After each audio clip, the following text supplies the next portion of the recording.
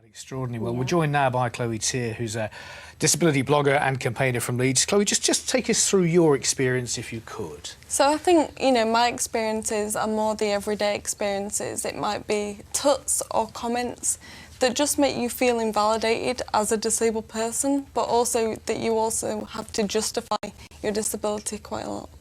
And do you tend to react if someone makes a nasty comment? I think that depends on the situation. I think sometimes I like to use it as a chance to educate people, to kind of almost prove their stereotypes wrong.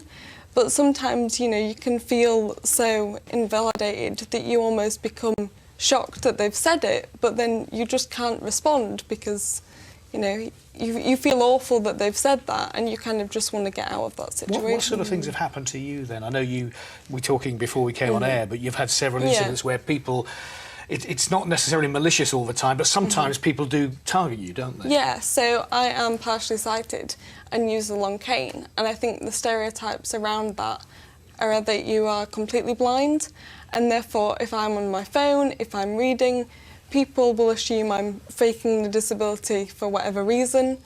I'm also can use a wheelchair on a part-time basis because I have cerebral palsy, and in the past I've had eggs thrown at me because I was in a wheelchair. So there's a whole spectrum of things, but I think it's where does the hate crime start and where does it just become a malicious comment that unfortunately we put up on a daily basis. Chloe, I'm so sorry to hear that you've had to have things like eggs thrown at you, which is completely unacceptable. Yeah. Is it complete lack of education, do you think?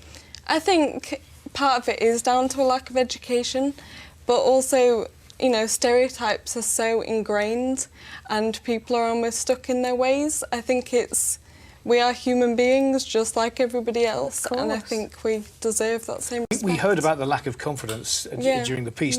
How does it make you feel when that kind of stuff happens? Unfortunately, it's not uncommon, but it does affect your confidence. You almost go out by yourself expecting something to happen. You're like, who's going to say this to me today? What's going to be said? What comments am I going to get because I have a disability? Just very quickly, Chloe, for anyone who's watching, and I know that you blog and you hear from many people with disabilities, what's your advice if anyone is experiencing any form of hate crime? I think my advice is to report it because I appreciate how hard that can be and almost how embarrassed people can feel, but it is only through reporting it that we're going to get the awareness and that people will hopefully stop. Chloe, thank you very much. Thanks for coming in, and we wish you well for the future. Thank you.